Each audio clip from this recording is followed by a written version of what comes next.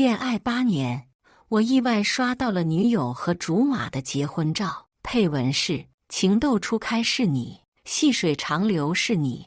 我看着这条忘了屏蔽我的朋友圈，平静的点赞评论，祝你们早生贵子。下一秒，照片秒删，女友满腔怒火的打来电话：周佳明，你别无理取闹好吗？我就不开个玩笑，你当什么真？你要不想过了，我们就分手。大家好，开始今天的分享之前，希望你能给人间烟火点个订阅，我将会分享更多优质的内容。刷到杨青青和竹马的结婚照时，我正在和爸妈解释为什么今年又没办法和杨青青结婚。看着照片上两人举着红色的结婚证，脸上带着幸福的笑容，我瞬间失语。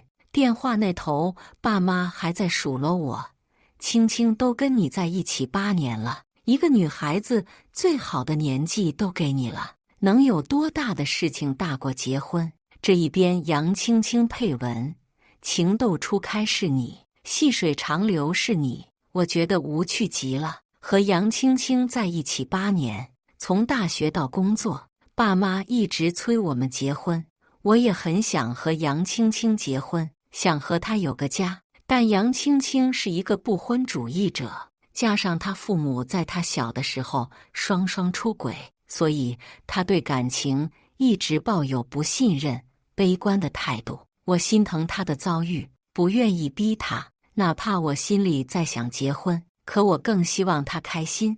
我也不愿意爸妈对她有什么意见。每次爸妈催我们结婚的时候，我都会绞尽脑汁地为她找补。每次我都跟爸妈说是我不想结婚，真没想到今天还是我们恋爱周年的纪念日。我看着这条忘记屏蔽我的朋友圈，将图片保存下来，又截了个图，接着把我准备的烛光晚餐和玫瑰花都丢进垃圾桶中，然后平静地点赞评论：祝你们早生贵子。下一秒，我就刷新不到这张照片了。杨青青把照片删了，随后她满腔怒火地打来电话：周佳明，你是不是有病？不要无理取闹好吗？本来工作就烦，还得面对你这阴阳怪气的样子。我听着他那头嘈杂的背景音，还有拨报号码的电子音，一颗心彻底地沉下去。我问：你在哪里？杨青青更加不耐烦了，她压低嗓子吼道：你在查什么岗呢？说了我和辉子结婚只是开玩笑，我们就是假结婚，我不就开个玩笑，你当什么真？我能想象到电话那头杨青青的表情，一定是愤怒又不屑的。而电话那头，杨青青放软语气跟赵辉说了几句话：没事。不知道他无理取闹什么，我听得不真切，只听到这么一句话。就在我想把电话挂了的时候，杨青青突然说了一句：你要不想过了，我们就分手，只是你不要求我回头。他笃定我会吓得魂飞魄散，然后低声下气地求他原谅。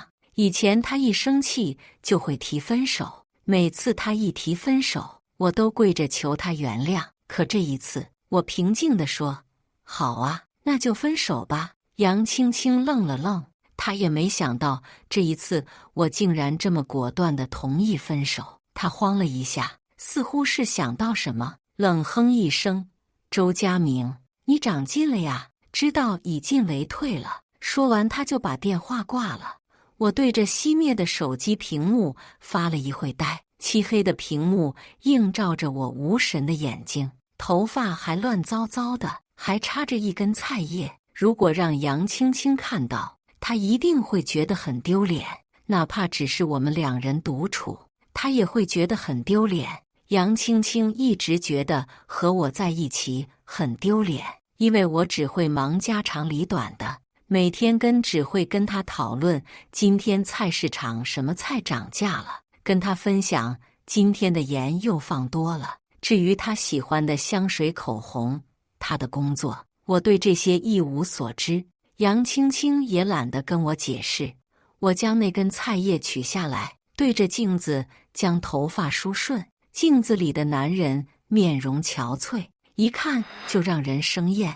我想起那张结婚照，照片上的赵辉帅气时尚，跟杨青青简直天造地设。难怪杨青青愿意打破自己不婚的想法。我坐在沙发上，一时之间不知道该做什么。现在是下午3点，往常这个时候我都是在厨房里守着那一盅汤。杨青青的胃不好，经常会犯胃病，所以我每天都会花很多的时间为她煲汤。可我们已经分手了，这些事情就没必要为她做了。反正以前她也不珍惜，一直都是我守着那一碗汤，一直温在灶上，只为了她回来的时候能够有一口热的。看着杨青青和赵辉的结婚照，我的心好痛。我努力地平复心情，把我的东西都收拾好。既然分手了，也不应该住在这里了。当我把我的东西收拾好后，我才发现这个家变得空空荡荡的。这时候我才后知后觉地发现，不知道什么时候开始，杨青青就很少回家了。就在我想出门的时候，下了一场大雨，没有司机愿意接单，我只好再住一晚。我也懒得做饭，于是叫了一份外卖。就在我埋头大吃的时候，杨青青回来了。她还穿着白衬衫，只是脖子内有一丝莫名的红点。见我的目光放在上边，她不自在地将衣领往上拉。她捂着胃，脸色有些苍白。看到我点的外卖，杨青青生气地质问我：“你怎么不做饭？你不知道今天是什么日子吗？就吃外卖？”听到杨青青的话，我竟然笑出声。见我笑了，杨青青更生气了。她一把将桌上的外卖扫落在地上，那些汤水混成一团，像极了我们的爱情。杨青青怒吼：“你什么态度？你还想不想过了？”我没有说话，只是将溅到我身上的汤汁擦干净。看着气得胸膛起伏的杨青青，我淡淡的笑了。今天不是你和赵辉结婚的日子吗？今晚应该是你们的洞房花烛夜，你在这里不合适吧？杨青青眼眶红了，被气得她扬起手，狠狠地给了我一个耳光。要我说多少次，我和辉子只是假结婚，他家里人逼得紧，所以我才想着帮他。你作为男人，能不能大气一点，不要那么小心眼？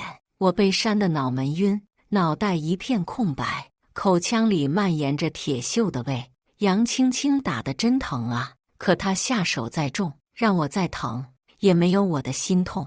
我所无谓地笑了笑，转身回房。杨青青急了，拉住我的手，问我什么意思。杨青青的触碰让我感到恶心，我连忙将她的手甩开。我的动作让杨青青猝不及防，她踉跄几步，不可置信地看着我。我转过头，没有看杨青青的表情，只是问她：“你想干嘛？”杨青青抿了抿红唇，说：“我和辉子要举办婚礼，他没多少个朋友，所以我想让你当他伴郎。”杨青青理直气壮的话，如同一把利刃一样，刺得我鲜血淋漓。我死死地盯着杨青青，想从杨青青脸上看到一丝愧疚，可我想多了，她没有一丝愧疚，仿佛这个事情是理所应当的，我该做的。我胸口痛得窒息。杨青青见我不说话，皱紧眉头：“你这是什么意思？”往常杨青青一皱眉，我就立刻哄着她，可如今我看着她皱眉，只觉得荒谬。我问她：“凭什么？”“是啊，凭什么？我是她交往8年的男友，她结婚对象不是我，我竟然还要去当她的伴郎？谁当男朋友当成我这样的？”杨青青一愣，像是看傻子一样看着我，可嘴里吐出来的话让我寒冰刺骨。“你也不看看你啥样，给辉子当伴郎都是你高攀了，况且你陪我走红毯，就当作是我们的婚礼了，这一举两得呀。”听出他语气里的恩赐，我的心彻底死了。我想都不想，拒绝了杨青青的施舍，给杨青青气得不行。他指着我的鼻子来一顿臭骂，让我不要后悔。骂着骂着，手机突然响起来，杨青青拿起来一看，脸色瞬间变柔和，是赵辉。杨青青语气温柔地和赵辉说了几句，便挂了电话，满眼厌恶地看着我。我不知道当初我看上你什么了，你一点都不如辉子。辉子还专门打电话过来让我照顾你的感受，你怎么就不能照顾我们的感受呢？你做人真自私。你既然不领情，那你就滚出去。外边下着大雨，我被杨青青赶出门外，看着冰冷的门框，我的内心一阵酸涩。掏出手机，手机屏幕上的裂痕很明显，我一直都舍不得换。翻开通讯录，发现我竟然找不到一个可以倾诉的朋友。我和杨青青在 S 市上大学，毕业后她回市发展，我舍不得她，便放弃高薪的工作，只身一人来到 A 市，只为了做她的后盾。在 A 市，我没有朋友，没有认识的人，我所依赖的人只有杨青青一个人。我为杨青青掏心掏肺，如今却被她扫地出门，多讽刺啊！我坐在楼道冰冷的地面上，双手抱着头，闷声干嚎。不知道过了多久，我只感觉有人站在我面前。我惊喜地抬头，我以为杨青青还是有那么一丝对我的情意的，只是我失望了。眼前站着一个穿着职业装的女人，女人脸色苍白，却一脸担心地看着我。她见我脸上的泪水，又看到我身边的行李，眼里闪过一丝不解，但她什么都没有问，只是递过来一张纸巾。直到我站在她家里的地板上时，我这才反应过来，女人给我倒了一杯热水，见我站在玄关处手足无措的样子，莞尔一笑，愣着干嘛？鞋柜有拖鞋，没人穿过的。我将那杯热水喝下肚，翻腾的胃得到安抚，我这才觉得活过来。女人跟我同姓，叫周可薇，是一个非常健谈的人。我有不懂的地方，她会耐心地替我解答。我们聊得很开心，聊到深夜。见我神色疲倦，她贴心地给我准备了睡衣。我看着眼前的周可薇，有些不好意思。谢谢，你不怕我是坏人吗？就这么把我带回家？周可薇扑哧一笑，现在不怕了，哪有坏人会这么问？而且哪有哪个坏人拖着行李箱去做坏事的？我见过你，你是这栋楼的住户吧？去年的消防宣传活动，你给消防员送来自己做的绿豆汤，我当时也在。第二天醒过来的时候，看着周围陌生的环境，我还愣了愣神。过了好一会，我才反应过来，原来我已经和杨青青分手了。我被她赶出家门，然后来到一个陌生女人的家里。这个经历换作是以前的，我想都不敢想。我拿起手机一看，才5点。我本来想再睡一会，可怎么都睡不着。以前还和杨青青在一起的时候，我为了让她早上能够吃一顿有营养的，5点就起床去厨房忙活。如今已经养成生物钟了，我干脆坐起来，来到厨房，打开冰箱，里边的东西很丰富，但有好几个已经过期了。我将那些过期的东西都丢进垃圾桶，开始做早饭。周可薇起床的时候，我已经做好了早饭，还炖好了汤。见到我摆在桌上的早餐，周可薇眼神一亮，深吸一口气，好香啊！看来我今早是有口福了，再也不用去吃那干巴巴的面包了。我看着她宽松的睡衣，脸有些红。周可薇也反应过来，连忙回到房间。再出来的时候，又是一副干练的职场女强人模样。周可薇吃得很香，一边吃还一边夸我手艺好，简直情绪价值拉满了。我有些恍惚，以往这个时候杨青青总会鄙夷地看着桌上色香味俱全的早饭，然后说自己减肥，一口都不愿意吃。她觉得我身为男人竟然喜欢下厨，是一件很丢脸的事情。我还是第一次在别人身上得到夸奖。吃饱喝足后，周可畏自告奋勇地去洗碗，我不好意思让他收拾，便一同收拾着。周可畏问我：“你以后打算怎么办？要去哪？”我摇摇头，说实话，我不知道还有什么值得我留恋的。但是大学毕业后，我就一直在家里待着，虽然也靠着画画有些收入，但我没有什么工作经验。可让我回 S 市，我又不愿意，并不是因为害怕丢脸，而是我不想让我爸妈担心。周可畏又问我有没有地方住，我还是摇头。他擦干手上的水珠，笑着跟我说：“这样吧，你就住我家，也不需要你做啥，每天帮我做饭。我胃不好，医生说我少吃外卖，那些保姆做的饭还没你好吃呢。当然，我不是拿你当保姆的意思。”周可畏慌忙向我解释他的意思，看着他真挚的眼神，我缓缓地点头。我并没有什么钱，我也不觉得给人做饭是一件丢脸的事情，相反，我很喜欢做饭。我就这样在周可畏的家里住下，期间杨青青一个电话都没有。我想她已经放弃我了，已经投入她心爱的人的怀抱中。而周可畏在我每天变招法的食补下，苍白的脸也有些红润，给他开心的不得了。见我手机已经老旧，还给我买了一个新手机。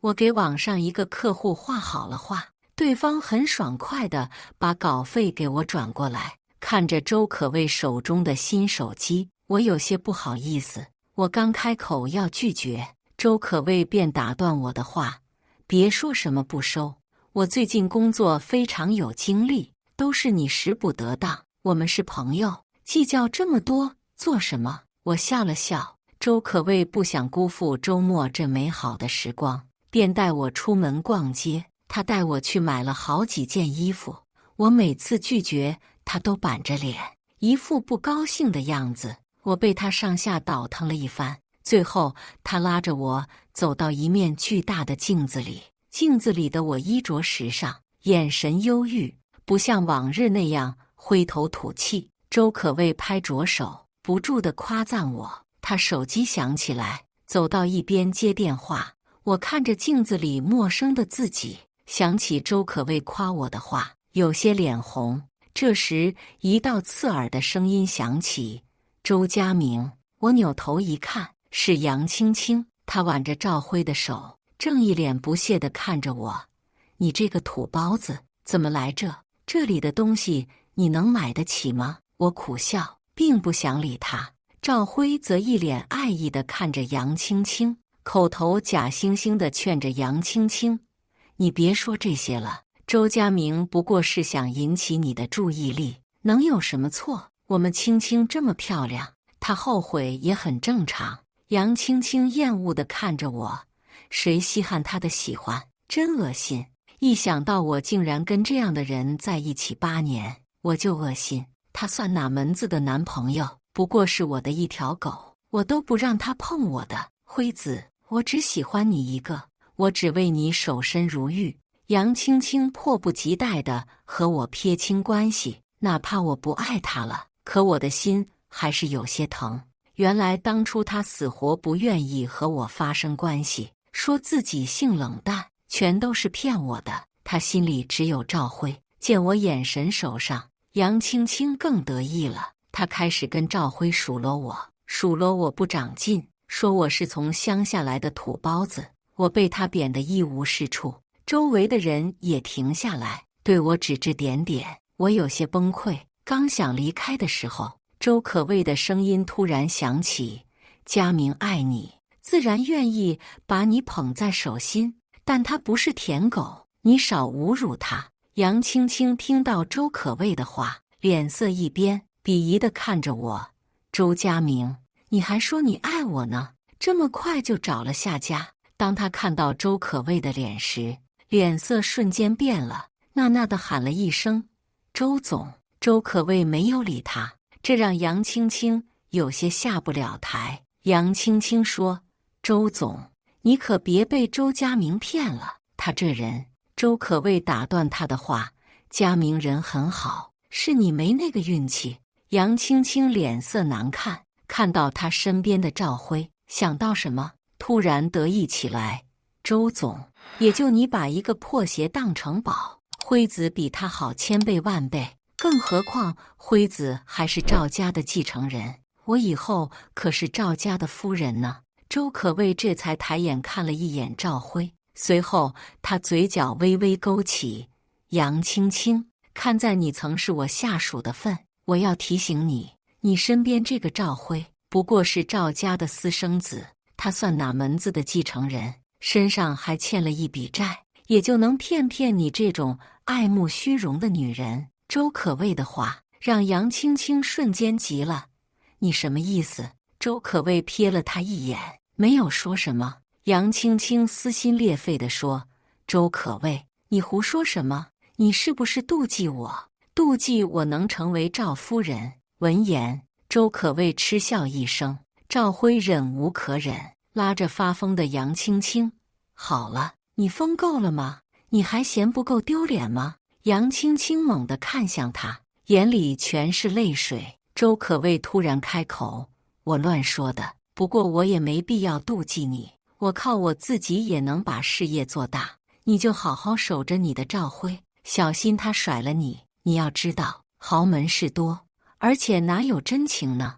杨青青怨恨地看着他：“我和辉子是彼此相爱的，他和我结婚就是为了赵老爷子的遗嘱，先成家后立业。”周可畏没有理他，拉着我离开。回去的路上，我有些担忧，今天会不会给你带来麻烦？周可畏笑着说：“怕什么？10个赵家都比不上周家，我是周家唯一的继承人，他们那个赵老爷子活过来还得捧着我呢，更别说赵辉这个私生子了。”周可畏安抚地拍了拍我的手：“放心啦，我不在周家住是因为这里离公司近，而且这里是我妈妈生前的房子，我有些愧疚，都是因为我。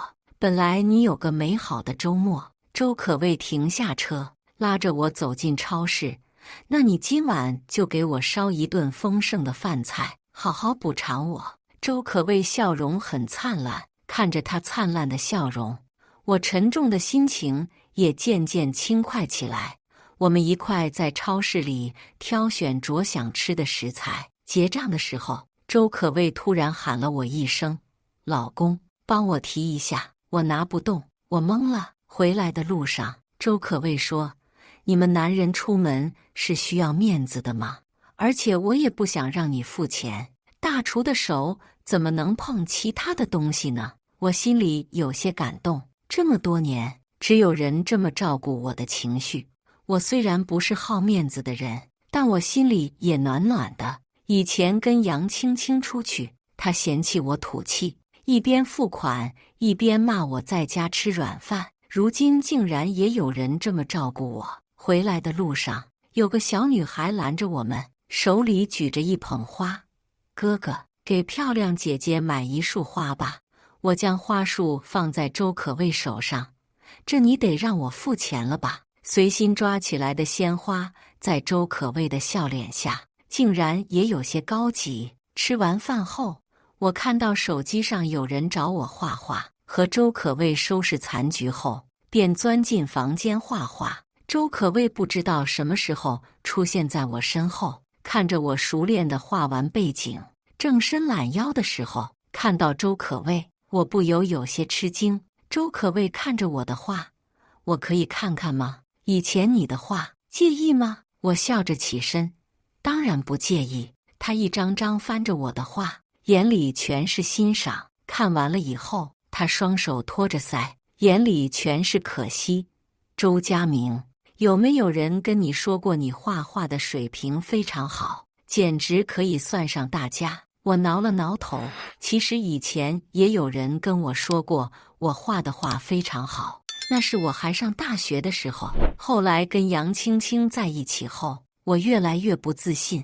杨青青认为画画不务正业，是上不了大学的人才会考虑去学的东西。她喜欢音乐，喜欢钢琴。听我说完，周可畏遗憾地叹了一口气：“佳明，你真的被杨青青耽误了8年。不过现在还来得及，不过这第一步会有些困难。你愿意迈出最困难的第一步吗？周家的设计师都是非常有能力的人，我觉得你很有能力，但你没有工作经验。”说到这，周可畏停了停。我原以为他说让我进去当个小助理，刚想告诉他我并不介意，相反我很珍惜这份来之不易的机会。可让我没想到的是，周可畏说：“正好，我们最近有个项目，我给你塞进去，但是在所有人眼里，你是个关系户，所有人都会看着你，你要用你的能力说服他们，你能做到吗？”我大吃一惊，周可畏竟然想让我跳过助理，直接当设计师。我下意识地吐出一个不字，但看着周可畏信任的目光，我的心渐渐坚定起来。我听到我的声音很坚定，我能做到。我是从乡下来的学生，没有错。我家境一般，对时尚敏感度不够，但我色彩运用得很好，这是我的优势。从小到大，我品学兼优，什么事情我都能做到最好，现在也能。连我都忘了，我曾是别人仰头才能看到的存在。答应周可畏的第2天，周可畏就把我带到公司。刚踏进公司的旋转玻璃门的时候，我就看到杨青青。杨青青穿着职业装，身材玲珑有致。在看到她的时候，我的心情却无比平和。往事的种种已经被我放下了。她看到我的时候，眼里闪过一丝诧异，随后扭着柔软的腰肢走上来：“周佳明，你是来求职的吗？你都6年不工作了，不要来自取屈辱了。”我淡淡的笑了：“不是，我是来入职的。”杨青青更加诧异的，但看到我身后的周可畏，眼里闪过一丝了然和不屑：“哦，周总给你开后门啊？看不出来呀。你竟然能够让周总开后门，想必你一定让周总很快乐吧？”我怎么都想不到，这么下流的话竟然能够从杨青青嘴里说出来。杨青青的话说得很大声，在场的所有人都听到了。我突然觉得不自在，我不想让周可畏因为我而受人指指点点。周可畏说：“杨青青，你还没成为赵夫人，所以在我面前你最好还是正常点，不然我只能给你开了。周佳明是我带进来的没错，但是我亲眼看到他的天赋。我下这个决定的时候，心里并不存在什么暧昧。杨青青，你嫌弃前男友穷攀上赵家的公子，你有什么脸嫌弃周佳明？”周可畏的话让杨青青的脸一青一白的，她恶狠狠地瞪了我们几眼。我跟周可畏坐上专属的电梯，我问他：“你真的就这么相信我吗？”周可畏笑着说：“我是商人，我看人当然不像杨青青那样，我留着杨青青也不过是她身上还有利益可以榨取。”听到周可畏的话，我的心莫名有些失落。我知道周可畏说的话很正确，他是一个有理智的人，但是我还是觉得有些失落。可我不知道我为什么会失落。周可畏没有说话。电梯停下来的时候，周可畏看着电梯打开，突然伸手拧了拧我的脸，笑嘻嘻地说：“不高兴了。”我哑然，不知道该说什么。周可畏说：“如果一个人想让所有人都幸福，他身上一定有自己的价值，这不是利用，这是互惠互利。这样的关系是最长久的，因为彼此身上都有自己需要的东西，再通过感情作为粘合剂，让彼此密不可分，谁都离不开谁。入职后，我变得很忙。我知道所有人对我这个关系户都看不起，但是碍于周可畏的存在，他们对我的态度只是淡淡的。我也厚着脸皮问他们一些专业的知识，他们眼里全是对我的鄙夷，但是也会回答我的问题。次数多了，他们眼里的鄙夷消失了，对我就像普通同事一样。周可畏说的没错，如果一个人想让所有人都信服，那这个人身上一定有自己的价值。我变得很忙，每天醒过来就钻进书本里，钻进各种时尚杂志里，分析他们的特点。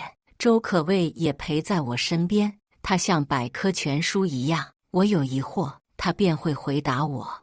我忙到连饭都没时间做，我有些愧疚。周可畏摆了摆手，我更喜欢积极向上的你，让我看到属于你的光在发散着魅力。周佳明，你尽管做，我支持你。他接手家里的琐事，也会下厨，更多的时候我们都是吃着外卖。有一天，我因为一个方案纠结时，想要到周可畏的办公室询问他的意见，却意外地听到他和周家的人聊天。他喊对方二叔，周二叔有些不理解地问他：“你就那么敢肯定这个人能担起大任？万一他担不起来，丢脸的人是你，造成的损失你能负责吗？”周可畏坚定地说：“我能。没有什么事情比把蒙尘的宝石擦亮更开心了。二叔，你相信我，也相信他，他一定能给我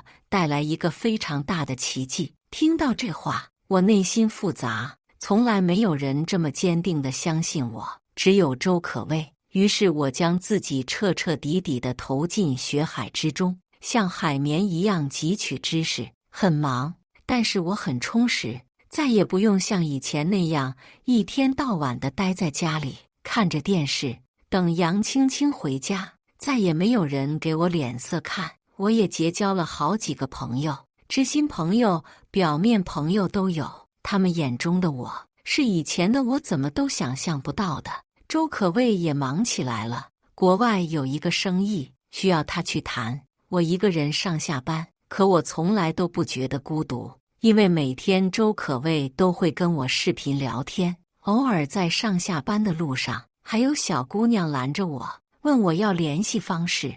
我把这件事当成笑话跟周可畏说，周可畏并没有笑，他看着我，眼神深邃，认真地说：“周佳明，你不知道你现在多么有魅力。”项目结束的那个晚上，我躲过欢呼的人群，跑到露台上给周可畏打电话：“明天就知道测试结果了，谢谢你。”我本想问周可畏他会不会来，但听到他疲惫的声音，我的话还是咽下去了。周可畏声音很疲惫，他跟我说了2、3句话后，便被人叫走了。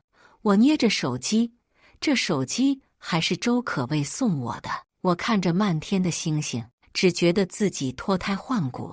杨青青突然坐到我身边，她小腹微微隆起，白皙的脸上还带着几粒雀斑，她面色憔悴，看来这段时间她过得也不是很好。杨青青说：“你让我真的很意外，我原以为周可畏是让你来混日子的，我没想到你竟然还能过得这么好。”看着杨青青，我心中的怨恨、不快也消失了。我竟然还能平和地跟他聊天。这一次，我跟他聊天的内容，再也不是我跟不上他了，反而是他跟不上我的话。杨青青也意识到这一点，面容暗淡，她悠悠地叹了一口气，突然跟我说起赵辉。我和辉子是青梅竹马，他以前很照顾我，我爸妈离婚后，谁都不想要我，是他拍着胸脯说以后一定会保护我的。我们磕磕碰碰的长大，那时候过的是真的苦，可我还是觉得很甜。上大学那年，辉子考不上大学，他一直躲着我，不愿意见我，我以死相逼他才愿意出现。他跟我说他爱我，但是不愿意拖我后腿。那天我们在一起了，可后来辉子突然跟我说分手，然后消失了。认识你的时候，我觉得你跟辉子很像，明明你们长得一点都不像，可我莫名觉得你扶我起来的时候很像辉子。这些年我是想和你好好在一起的，可上天注定我和辉子重逢，我们相遇了。我一直都知道辉子是赵家的私生子，他是为了保护我才离开我的。他成为赵家的继承人后，有能力保护我了，才回来的。我们在一起也这么多年了，我是舍不得你的。可辉子，所以我想着跟辉子结婚，满足18岁那年我的愿望。可是周佳明，感情的事情说不出对错的。我发现我根本不可能离开辉子，我只能对不起你了。幸好你也站起来了，我们能不能做好朋友？听着杨青青的话，我内心只觉得无比讥讽。我又想起周可薇跟我说过的，只要你有价值了，所有人都会对你很好。我不是圣父，我不愿意以德报怨。我冷漠地开口，不能，因为我不想。还有，恭喜你嫁入豪门，我们负责的这个项目得到了非常好的反响。这个团队里的设计师们终于放下心中最后一根刺，热情地拥抱我。我知道我已经正式被他们承认了。庆功宴上，我有些兴致缺缺。经过这么多的事情，我也终于明白我为什么会有这个情绪，是因为周可薇。在那个夜晚，周可薇向无家可归的我递过来一双手。我想把我的快乐分享给周可薇，可她这段时间忙，我不愿意让她来回奔波。我喝着红酒，和朋友们交谈着。如今的日子，我以前想都不敢想。杨青青还想过来跟我说话，可我身边围绕着太多人了，她只能远远地站在一边，眼神哀伤。我心里没有任何波动，只觉得有点恶心。这段时间我没见过杨青青，今天一见，她变得更憔悴了，原本隆起来的小腹平坦了。我觉得空气有些闷热，跟朋友说一声后，就来到后花园待着。杨青青阴魂不散地出现在我身边，她握住我的手，眼泪潸然而下。佳明，我错了，你原谅我好不好？她哭着跟我说。我扯出我的手，面色平静。杨青青意识到我不爱她了，她也有些慌了。我不想和杨青青待在一块，于是我转身就走。可她突然抱住我的腰，佳明，不要离开我，我知道错了，我们和好吧，我一定会好好对你的。我们明天就去领证，就去照结婚照，我们把爸妈接回来，我还想跟你有一个孩子。我用力地掰开他的手，杨青青绝望地问我，佳明，你是不是喜欢上周可薇了？周家比赵家家大业大，他们不会承认你的。况且周可薇也不是真的爱你，他只不过是把你当成小猫小狗一样逗着。只有我才是最爱你的，哪怕这么久了。杨青青的脸皮也依旧厚，她依旧能这么理直气壮地说出这些话。是我过去太忍让了，让她觉得我还是当年那个舔狗。我本来不想跟她说那么多，可她却骂起周可薇，我烦透了。我不耐烦地打断她的话，杨青青，你真的让我恶心。这些年我对你百依百顺，你把我当成舔狗一样，拿着所谓的不婚主义来搪塞我，扭头屁颠颠跑去和赵辉领证结婚，还说要把我爸妈接过来。当初是你嫌弃我爸妈是乡下人，嫌他们脏，我爸妈识趣回去了，你还想怎么样？我可不想跟你有个孩子，我怕他遗传你自私自利薄凉的性子。周家怎么样是周家的事情，他们不承认我也无所谓，我一定会做到让他们承认的。可谓不是把我当成小猫小狗一样逗着的。他在我无家可归的时候帮我，给我脸面，让我重新做人。他爱不爱我有什么关系呢？我可以去追求他。我话音刚落，周可薇的声音响起来，好啊，我答应你的追求了。杨青青看到周可畏，脸色都白了，她捂着脸哀哀哭泣，连你都不要我了，我该怎么办？赵辉就是个骗子，是个人渣，他骗了我。小的时候想把我拐成童养媳，所以才哄骗我。跟我表白那年，因为自己考不上大学，也不想让我考，又骗我，要了我后回家认亲了。如果不是因为我的肾配型和他爸一样，他都不会来找我。我只不过是他们的肾源而已。亏我还以为赵辉有难言之隐，我错了，我都错了。杨青青崩溃大哭，她看着我和周可畏十指相握的手，扭头就跑。周可畏有些担心，他不会想不开吧？我摇头，大概是不会的。他最爱的人是他自己，就算想不开，也是他应得的下场。我不曾落井下石，他咎由自取。周可畏握着我的手笑了。我和周可畏在一起了。第二天，他就把我带回周家。我原以为周家的人会不满意，但他们看到我的时候，仿佛看到亲人一般。我这才知道周可畏是什么样的大魔王。我是唯一能劝魔王的人。又过了几个月，周可畏将手头的工作加班加点做完后，拉着正在画设计稿的我坐上飞机。我们转了好几个站，踏上我最熟悉的泥土地。这一片土地很脏，还有牛羊的排泄物。周可畏小心翼翼地避开，脸上却没有丝毫的嫌弃。他和我来到我家，看着正在劳作的爸妈，他拉着爸妈的手，就要给他们行跪拜礼。幸好我拉住他。周可畏一脸迷茫地看着我，只有跪拜礼才能最大程度地体现我的尊重。我真的很感谢爸妈把你带到这个世界上。我们哭笑不得。我们把爸妈接回一室。周可畏买了别墅，跟爸妈说是我买的。我好笑地纠正周可畏的话，他真的是千方百计地为我找面子。可我不是好面子的人，我可以吃这个软饭。很快我们就结婚了。周可畏怀孕那天，我看到一条新闻，杨某趁着赵某熟睡，举起刀将赵某砍死，然后哭着跑到警察局去自首。采访杨某的时候，杨某对他的罪行供认不讳。他给记者最后一句话是：所有人都能知道我说什么吗？我想说一句对不起，还有祝你心想事成，幸福美满。以上就是今天分享的故事。大家有什么想说的、想吐槽的，欢迎在下方评论交流。也更希望能给人间烟火点个订阅，我将会分享更多优质的故事内容。